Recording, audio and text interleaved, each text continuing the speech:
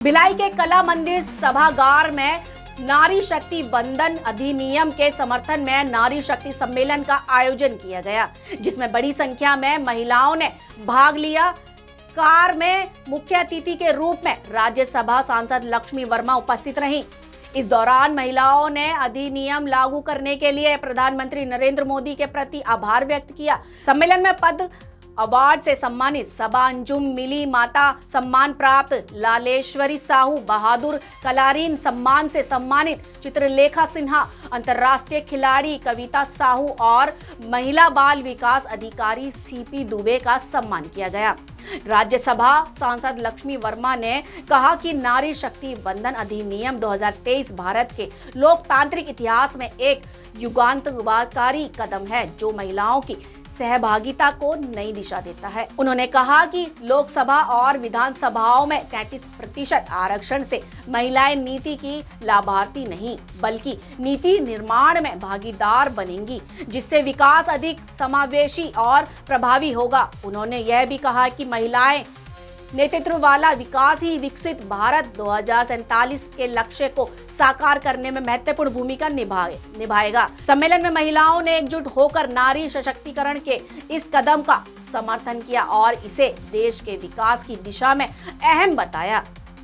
संवाददाता दीपमाला सिन्हा की खास रिपोर्ट।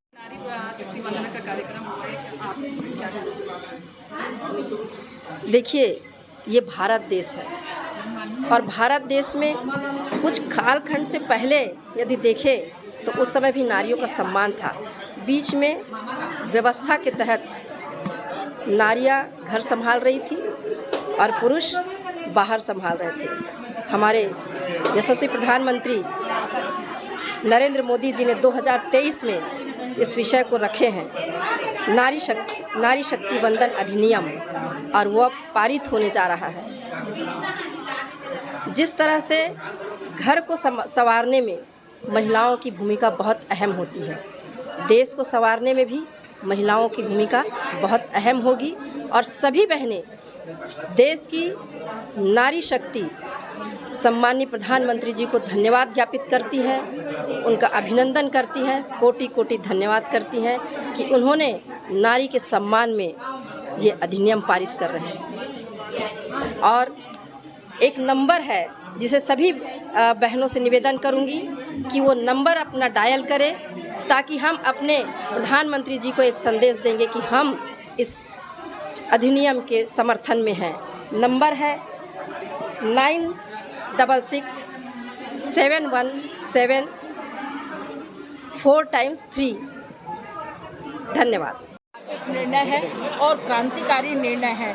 महिलाओं को समाज में समानता का अधिकार हमारे संविधान में तो निहित है, पर कहीं न कहीं सामाजिक व्यवस्था के चलते जो जगह राजनीति के क्षेत्रों में मिलनी थी वो अभी तक नहीं मिल पाया था, और उसमें समानता लाने के लिए समाज के चहुमुखी विकास के लिए मोदी जी ने एक बड़ा निर्णय पूरी सरकार के साथ जो लिया है, और उस प्रस्ताव को जो धरातल में लाने के लिए विशेष सत्र 16 और 17 को आयोजित किया जा रहा है।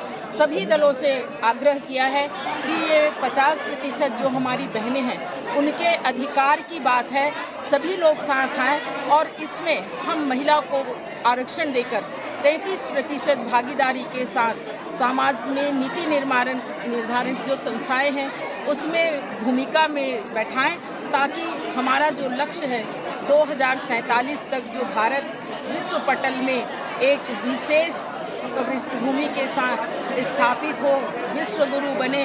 इस भारत की आर्थिक व्यवस्था बहुत सुधार तो हुई है, पर और भी सुधार करके, क्योंकि महिलाएं जब नीति निर्धारण संस्था में आएगी तो वो और बेहतरी से काम करेगी।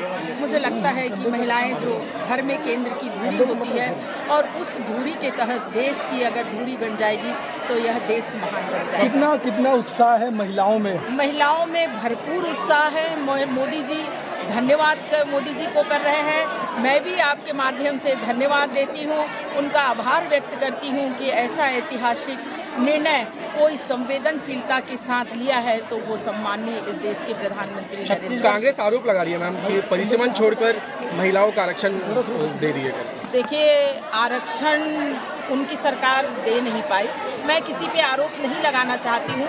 हम तो ये चाहते हैं कि 50% जो आरक्षण की बात कर रहे हैं, 33% महिला बहनों को आरक्षण मिलेगा, तो वो निश्चित रूप से 50%। मैडम, महिलाओं के उत्थान की बात हो रही है। छत्तीसगढ़ में जो आंगनबाड़ी कार्यकर्ता हैं, उनके साड़ी खरीदी में 9.5 करोड़ का घोटाला होता है।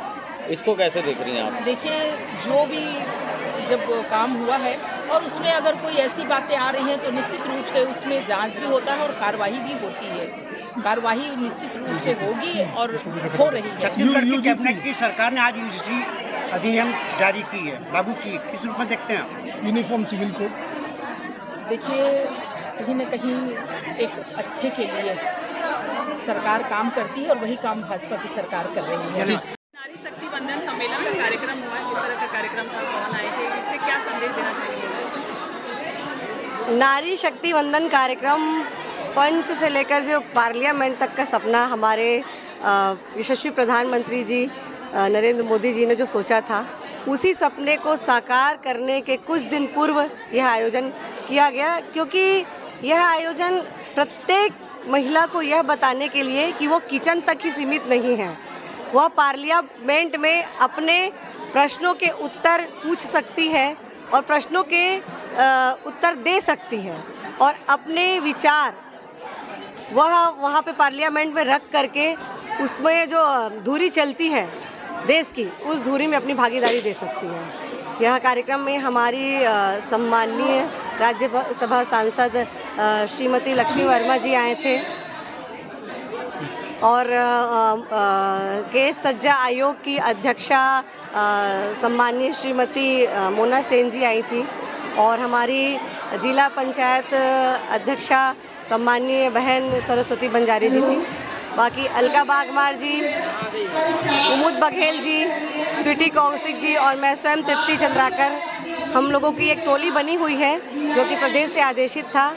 और हमारे सबसे सपोर्टिंग हमारे दोनों बड़े भाई, मेरे जिलाध्यक्ष परम सम्माननीय सुरेंद्र कौशिक जी और हमारे भिलाई के सम्माननीय जिलाध्यक्ष पुरुषोत्तम देवांगम भाई साहब ने मिल करके हम लोगों को पीछे से पूरा सपोर्ट किया और यह कार्यक्रम पूरा हमारे टीम के साथ सफल रहा। कितनी महिलाएं यहाँ शामिल हुई थी इस कार्यक्रम में?